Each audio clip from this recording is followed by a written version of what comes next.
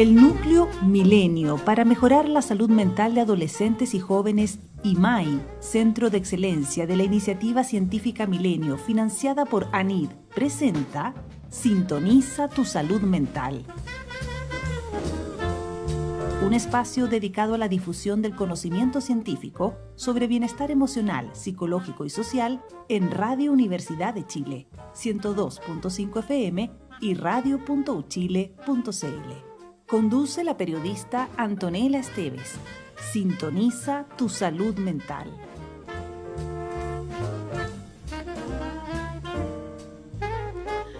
Muy buenas tardes, son las 18 horas con 1 minuto y les damos la bienvenida a esta segunda emisión de Sintoniza tu salud mental. Como decía la amable voz de la compañera Paula Ruiz, este es un espacio para hablar de salud mental a partir especialmente del trabajo que se está haciendo en el Núcleo Milenio para mejorar la salud mental de adolescentes y jóvenes, conocido por sus siglas en inglés IMHAI, y estamos con su directora, la doctora Vania Martínez. Vania, ¿cómo estás tú? Hola, muy bien, contenta de que hoy día tratemos un tema tan interesante como el que vimos la semana pasada.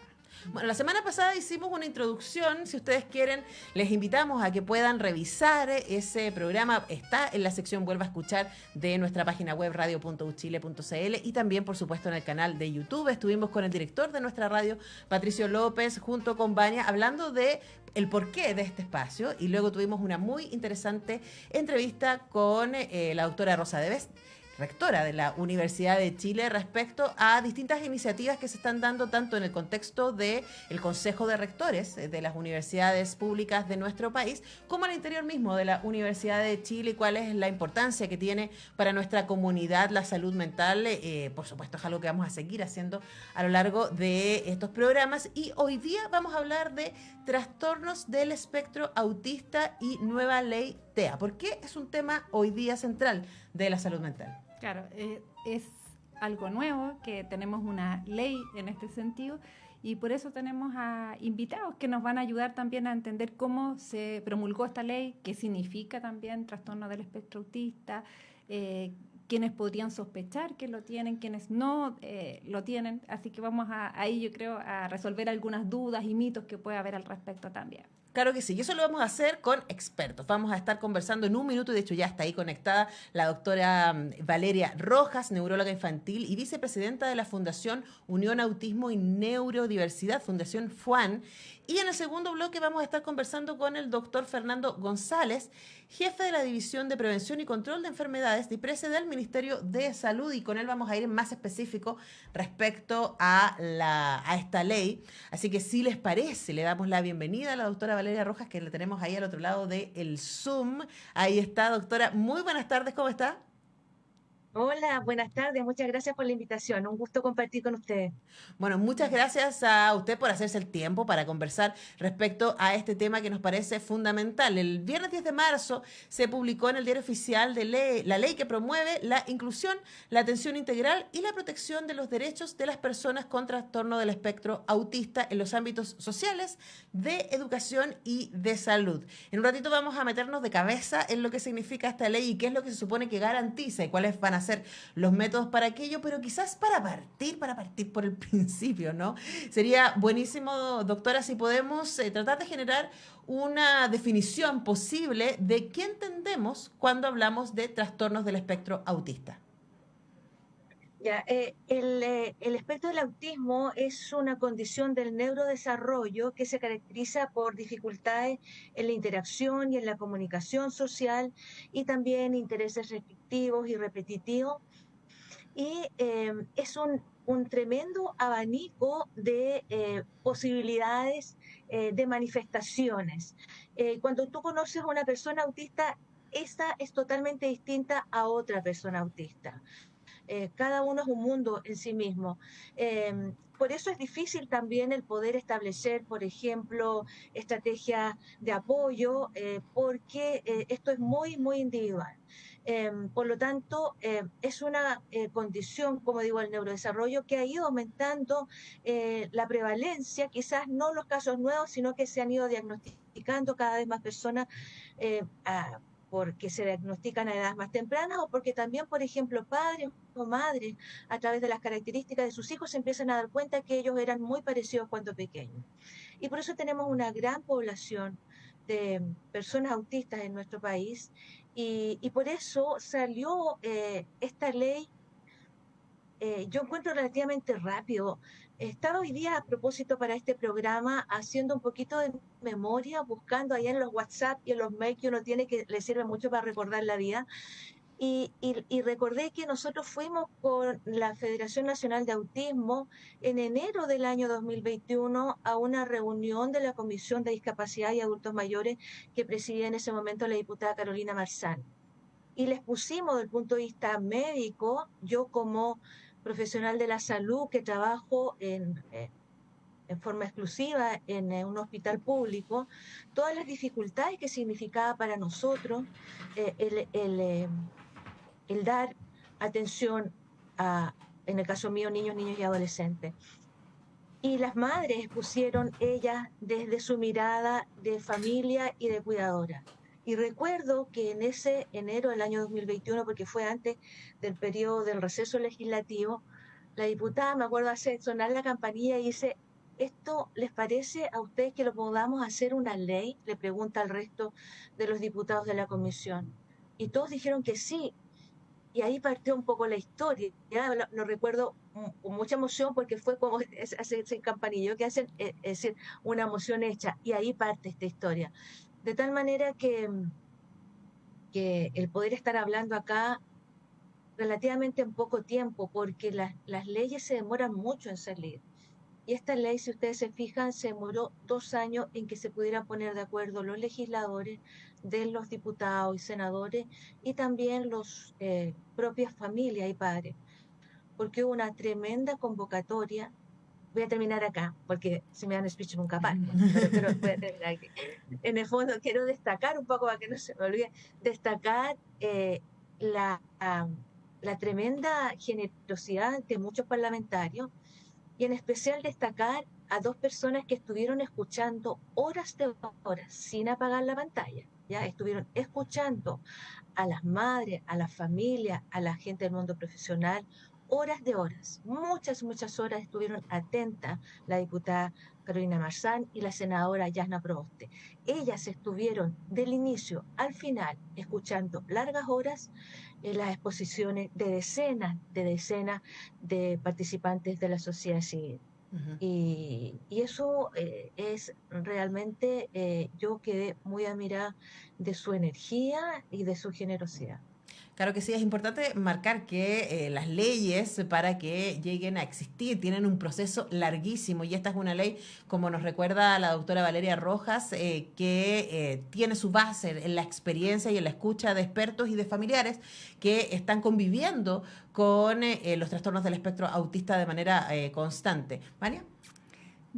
Sí, y además que la misma sociedad civil promueva una ley y junto con personas que están trabajando, investigadores y también en el caso de la doctora Rojas que trabaja directamente con estos pacientes que se han escuchado por la clase política es un gran aporte y un gran salto. Y yo tengo una pregunta porque quizás quienes nos están escuchando, algunos han hecho algunos autotest o han escuchado por ahí y también muchas veces coloquialmente se dice tú eres medio autista, entonces ¿quiénes debieran sospechar que tienen este cuadro y cómo debiera ser ese diagnóstico? ¿Quién debiera hacer ese diagnóstico?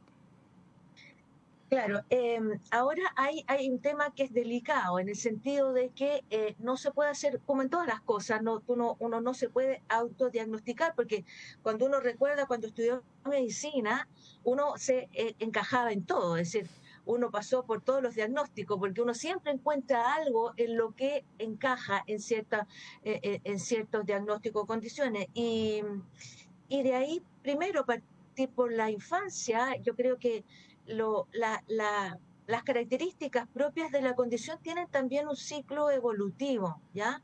Y los padres muchas veces nos dicen que ellos, como a los 8 meses, se dieron cuenta que el desarrollo de su hijo era distinto al de sus otros hijos o de sus sobrinos, por ejemplo. Y ahí, entonces, parte este desarrollo distinto, donde parece no escuchar al nombre cuando lo llaman, donde quizá el contacto visual es más inusual, donde le pueden molestar algunos ruidos, olores, muchedumbres, donde empieza a disfrutar mejor estando solo que compartiendo con los otros, no se interesa en los otros niños, etcétera, ¿ya? Por lo tanto, ahí parten las primeras características que son más propias de la infancia, y lo importante es que podamos hacer el diagnóstico lo más precoz posible. Probablemente el doctor Fernando va a hablar un poco de eso, de qué es lo de la ley, la pesquisa temprana, a través de estos métodos de screening que son el MCHAT, que es validado entre los 16 y los 30 meses. Pero por otro lado también hay un ciclo evolutivo en que, por ejemplo, puede que a los 2 años ese niño o niña no tenga selectividad de las comidas, no tenga estereotipia, ¿ya? Pero que sí puede que aparezcan a los 3 o los 4 años, porque el cerebro tiene que madurar para expresar las características propias de la condición. Y generalmente la gran mayoría de las características se presentan entre los 4 y los 6 años. Y por eso cuando uno hace algunos test de diagnóstico que son a través de la historia, y por ejemplo le pregunta a alguien a los 14 años, alguna mamá le dice, ¿cómo era cuando él tenía entre 4 y 6 años? Porque puede que hoy día a los 14 no tenga estereotipia, hoy día a los 14 no ande en punta de pie. Pero ¿cómo era él entre los 4 y los 6 años? Porque ahí está la máxima expresión de las características. Y algunos papás, por ejemplo, que inician estimulación temprana, a veces se preocupan porque creen como que, entre comillas, está empeorando porque están apareciendo cosas que antes no tenía. Y lo que tenemos que decir que no, que está apareciendo las características propias de la condición. No es que, y están apareciendo, ¿por qué? Porque el cerebro está más maduro. ¿Ya? De tal manera que lo ideal es poder hacer el diagnóstico, ojalá antes de los 6 años, por supuesto.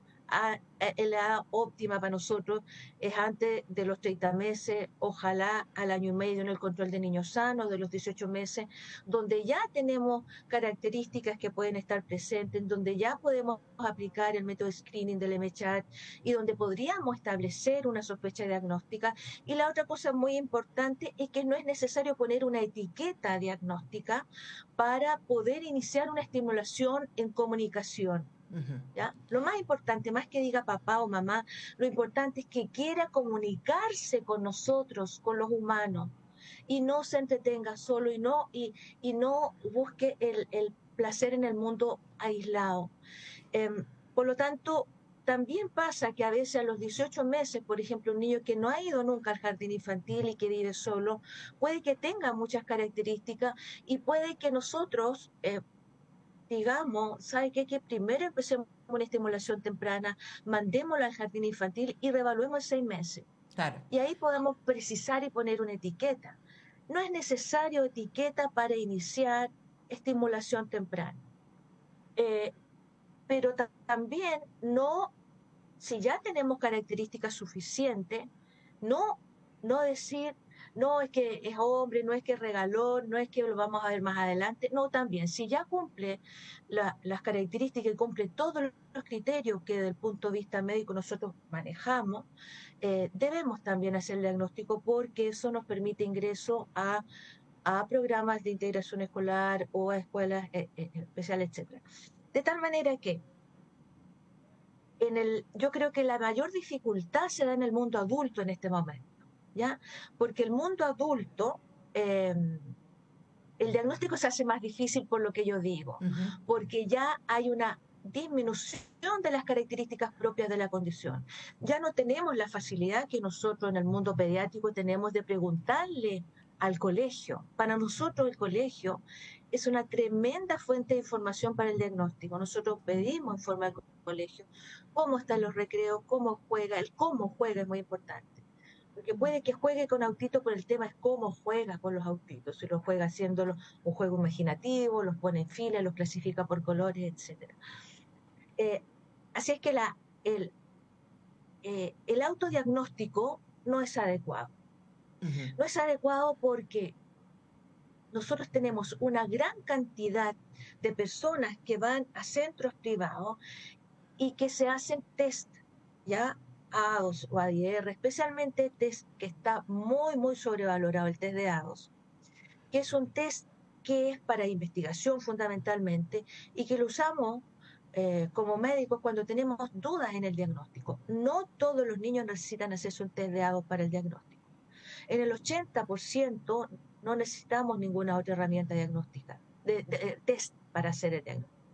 Sin embargo, lo que nos pasa es que padres van a hacerse estos test donde profesionales tienen con muy poca experiencia, son test que son muy subjetivos, especialmente test de AOS, es muy subjetivo, que tiene especialmente, por ejemplo, los niños en el módulo 1, que son niños mayores de 3 años que no dicen palabras, tiene una cantidad de falsos positivos de un 80%. 80% de los niños en el módulo 1 mayores de 3 años que no dicen palabras va a salir que tiene autismo no teniéndolo. Ujú. Y eso Ahora, es un gran problema para nosotros, ajá. porque llega, perdona, voy a interrumpir, llega la madre con un test, ¿ya? Y que ya está, digamos, convencida que tiene el diagnóstico, pudiendo ser muchas otras condiciones del neurodesarrollo. Y puede pasar lo mismo en el mundo adulto también. Por eso nosotros sugerimos que la solicitud de realización sea con una evaluación clínica médica. Conversamos con la doctora Valeria Rojas, neuróloga infantil y vicepresidenta de la Fundación FUAN, Unión Autoestismo y Neurodiversidad. Y a propósito de lo mismo que dice, doctora, está esta idea de que hoy día hablamos del TEA, del espectro autista, y no solamente del autismo, porque están todas estas posibilidades, ¿no?, que usted señala, pero también ha entrado de manera muy potente, como decía Vania, en la cultura popular, ¿no? Y uno le puede decir, no, que este niñito es medio autista, este es medio Asperger, incluso de repente, coloquialmente entre los amigos, se pueden echar esas tallas y hay una dificultad, pareciera hoy día, entre reconocer cuándo estamos hablando de la condición y cuándo estamos hablando de características de la personalidad. Entonces ahí, finalmente, ¿cuándo cree usted que es necesario hacer una consulta? Yo creo que primero, antes que eso, hay que aclarar el cómo nos referimos al espectro del autismo. Y esto de decir que es medio autista es bastante, puede ser ofensivo y Ujú, peyorativo. ujú. Y también mucho en la prensa tenemos que tener cuidado. Nosotros en nuestra fundación, ya www.f de Fundación Unión Autismo y Neurodiversidad, FUAN.cl, tenemos, pues nosotros hicimos un conversatorio con el Colegio de Periodistas de cómo referirnos a la condición del espectro del autismo en una forma respetuosa y no peyorativa, Ujú. ¿ya? Eso en primer lugar. Y, y sabemos entonces que esto es un espectro y que hay diferentes funcionalidades. Funcionalidades que significa se clasifica y también muchos papás nos piden esto, el grado del autismo. El grado del autismo está determinado por las necesidades de apoyo. Y puede haber niños que, por ejemplo, van a un programa de integración escolar con pocas necesidades de apoyo. Hay niños que tienen grandes necesidades de apoyo, niños que son preverbales, niños que pueden ir asociados a una discapacidad intelectual, que puede ir asociados a una epilepsia como el 30%, y que tienen grandes, grandes necesidades de apoyo. Y por eso es tan difícil esto, ¿ya?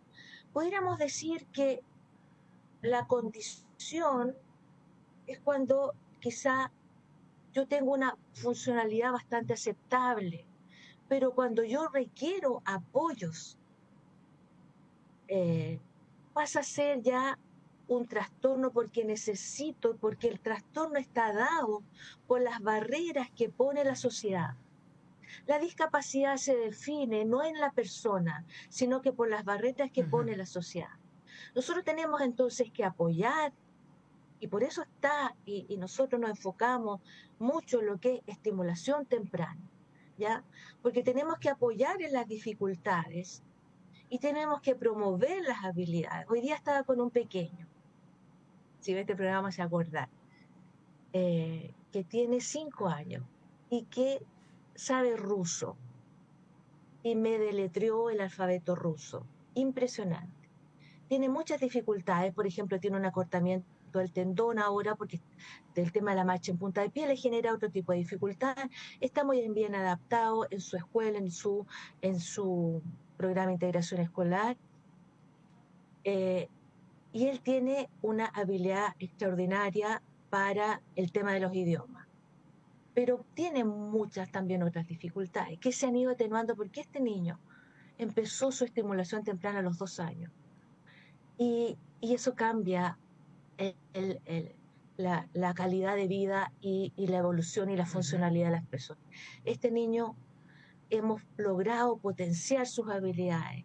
En su pie está súper bien, en su escuela está súper bien. Tenemos ciertas dificultades físicas que vamos a mandarlo a la Teletón, pero ese niño lo pesquisamos a los 2 años y es de una funcionalidad con un nivel 1 de apoyo. Eso es lo que queremos para todos los niños. Y que estas habilidades extraordinarias, porque tienen habilidad, por eso quienes nos dedicamos a esto nos fascinan, porque todos los niños son totalmente distintos. Otro niño que hoy día en la tarde también escondió un juguete porque es un juguete que es muy ruidoso y que lo uso ya en extremo caso cuando ya no quieren ningún juguete, y lo escondí y esperé a que él no me viera cuando lo escondía y probablemente me vio de medio reojo y se dio cuenta porque por la memoria fotográfica, un segundo recordó que no era un lugar fácil donde yo lo había escondido. Y así estas habilidades de memoria, pero con este otro pequeño que tiene esta gran habilidad de memoria, tiene un nivel 2 de necesidades de apoyo porque él todavía no hace frases, tiene 4 años, no controla esfínter, todavía va a un programa de integración escolar, pero tiene grandes necesidades de apoyo, es un trastorno del espectro del autismo, porque tenemos que seguirlo apoyando, tiene un nivel de funcionalidad que todavía no es acorde a su edad.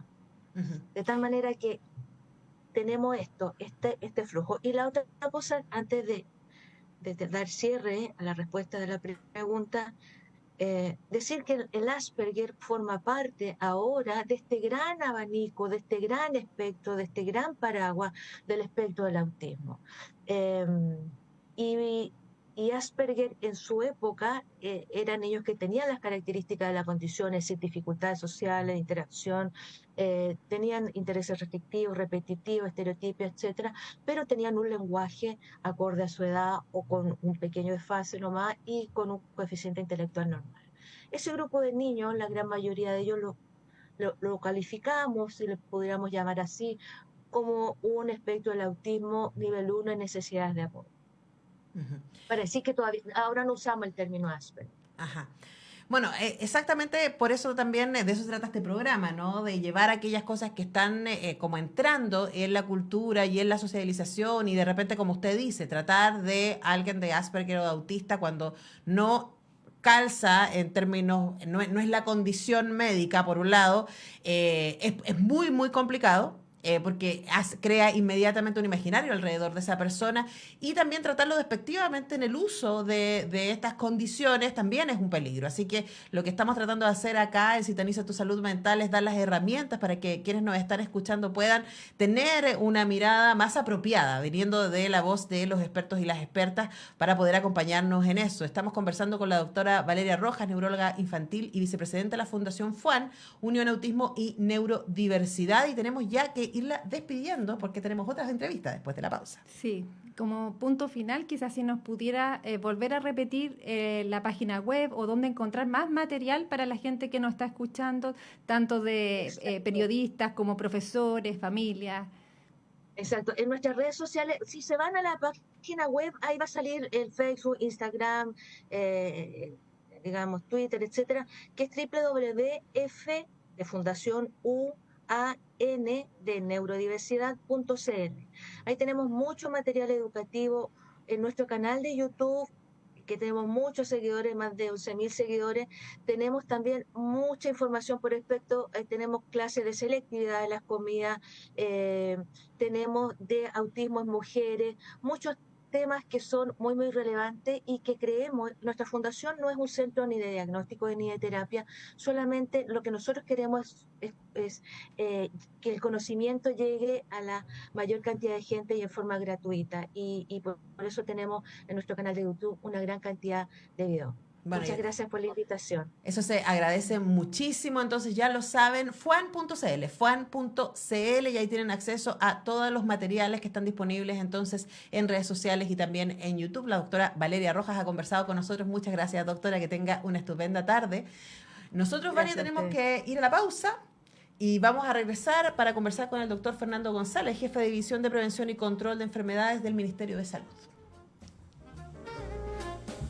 Son las 6:29 y continuamos haciendo Sintoniza tu Salud Mental, hoy día hablando de los trastornos del espectro autista, a propósito de que, como les contaba, el viernes 10 de marzo se publicó en el Diario Oficial la ley que promueve la inclusión, la atención integral y la protección de los derechos de las personas con trastornos del espectro autista en los ámbitos sociales, educación y de salud. La promesa es importante. ¿Cómo se va a traducir esa promesa? Bueno, para aquello vamos a ahora establecer contacto con el doctor Fernando González, jefe de División de Prevención y Control de Enfermedades DIPRESE del Ministerio de Salud. Fernando, muy buenas tardes, ¿cómo estás? Hola, muy buenas tardes, ¿cómo estás, Antonella? Mucho gusto.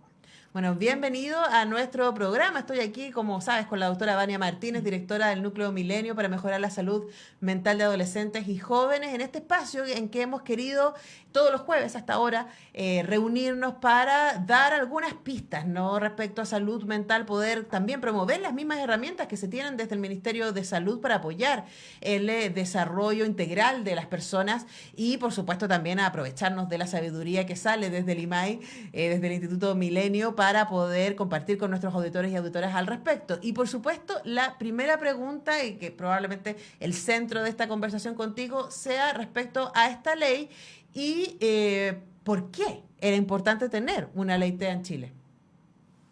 Bueno, también saludar cariñosamente a Vania.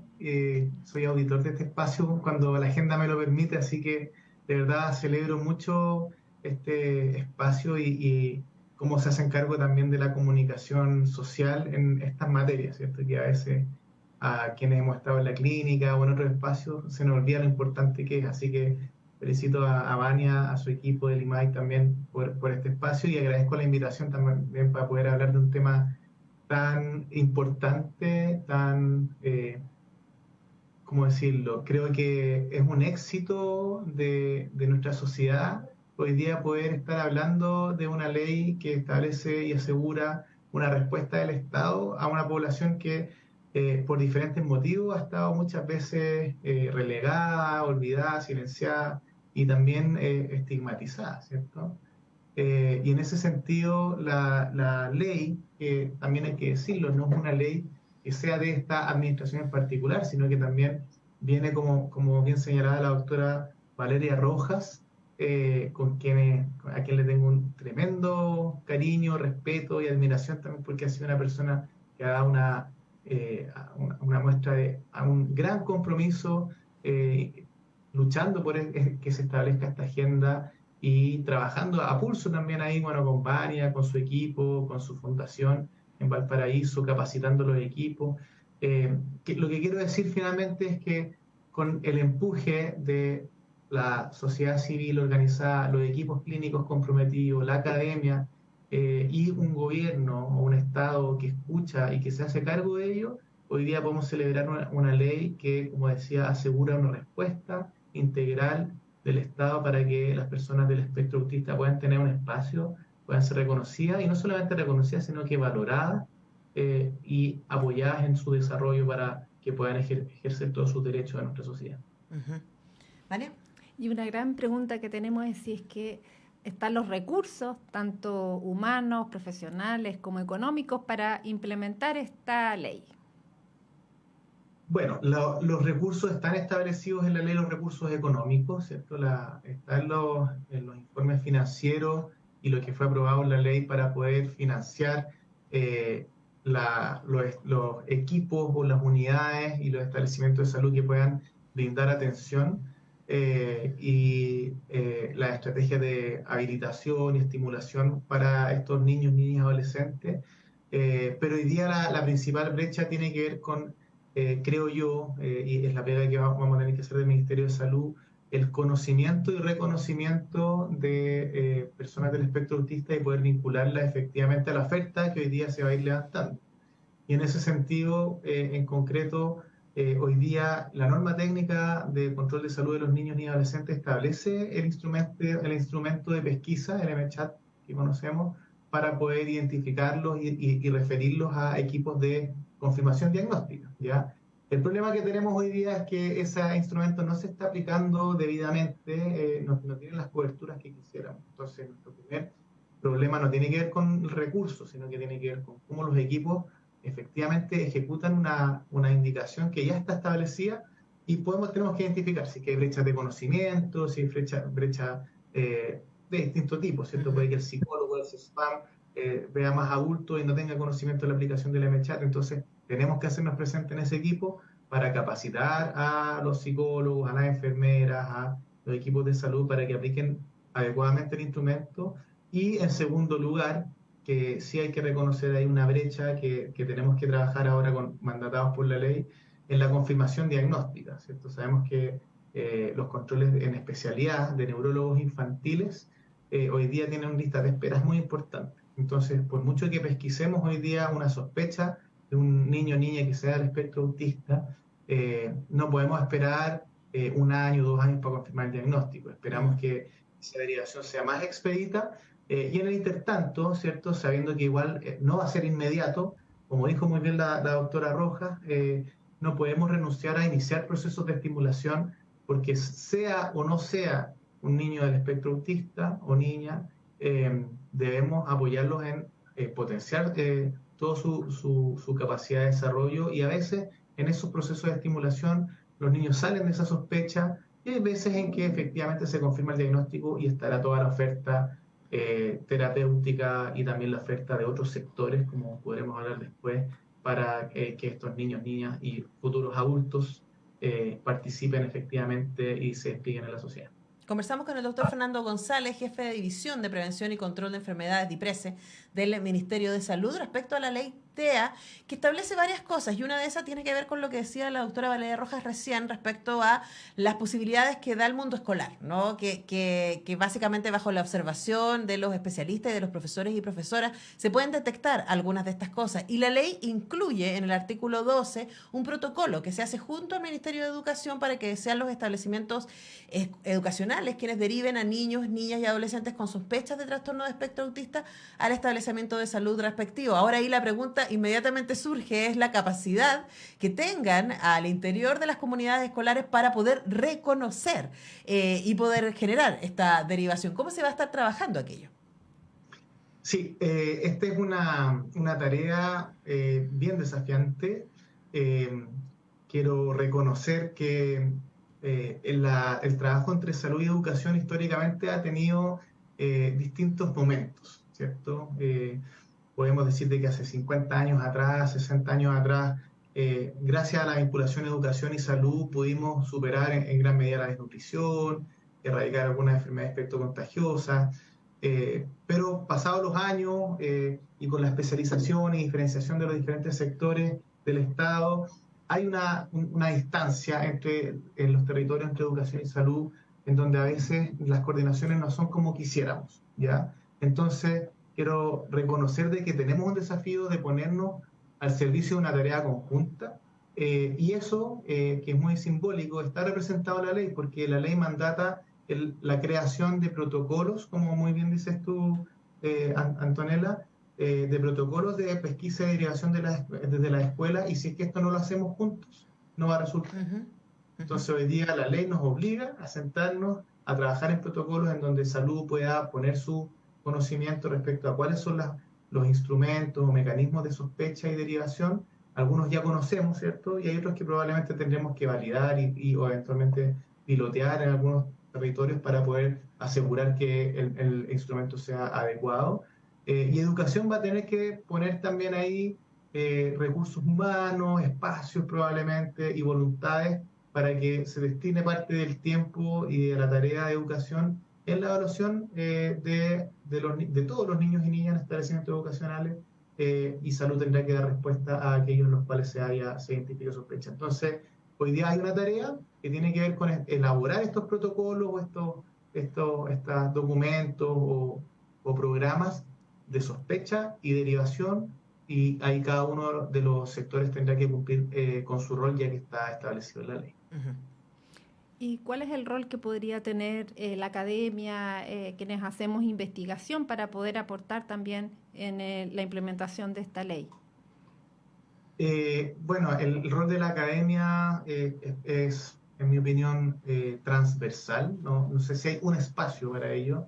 Creo que uno tiende a pensar que la academia, como lo primero que uno piensa es como el estudio de escritorio, ¿cierto? Hacer como la investigación como académica de la universidad.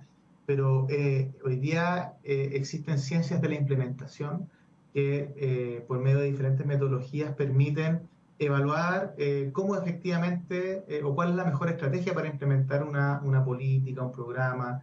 En ese sentido, la academia perfectamente podría apoyar en metodologías de evaluación y de implementación para que este proyecto de ley se ejecute de la mejor manera, ¿cierto? Y con el menor riesgo de error posible. Es decir, mientras más precisos seamos en la implementación y estableciendo mecanismos de mejora continua, por ejemplo, vamos a poder tener un resultado mucho mejor y una implementación rápida y efectiva.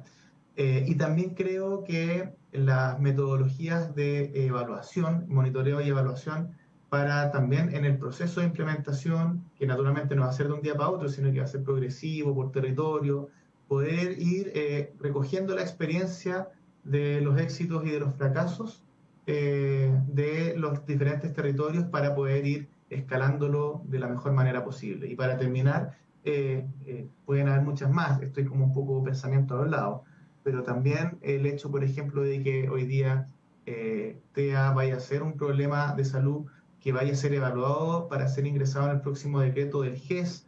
También la academia tiene algo que aportar en eso, y también en el compromiso que también está establecido en la ley de incorporar la evaluación la incorporación, perdón, de esta dimensión en la Encuesta Nacional de Salud Infantil, la ENSI. Entonces, eso va a ser, porque hoy día nosotros no tenemos información certera de cuántas personas o cuántos niños ni adolescentes viven en el espectro autista hoy. Tenemos aproximaciones en base a prevalencias internacionales y a estimaciones de grupos de investigaciones más pequeñas, pero ese va a ser un espacio, no sé si propiamente directamente de la academia, pero sí de la vinculación entre el Ministerio de Salud con la universidad que se adjudique la licitación de esa encuesta para poder dimensionar este tema.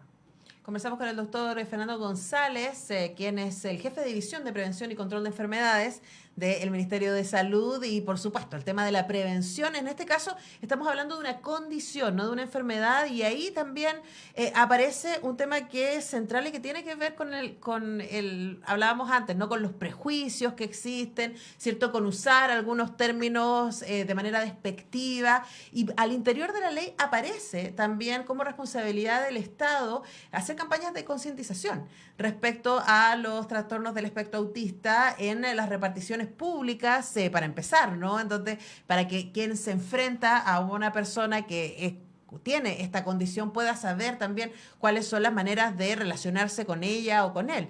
Y uno pensaría que ahí también hay derivados importantes respecto a lo que socialmente, lo comunicacionalmente pensamos respecto a la salud mental en general.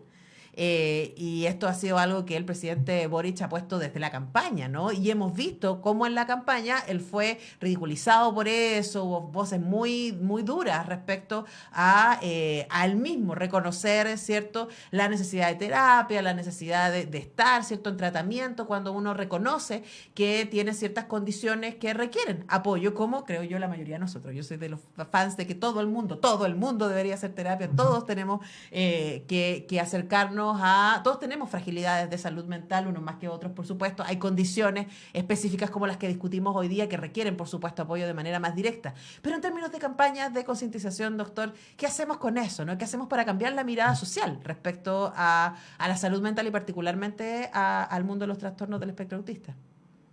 Sí, bueno, totalmente de acuerdo y comparto tu compromiso con la desestigmatización de los problemas de salud mental.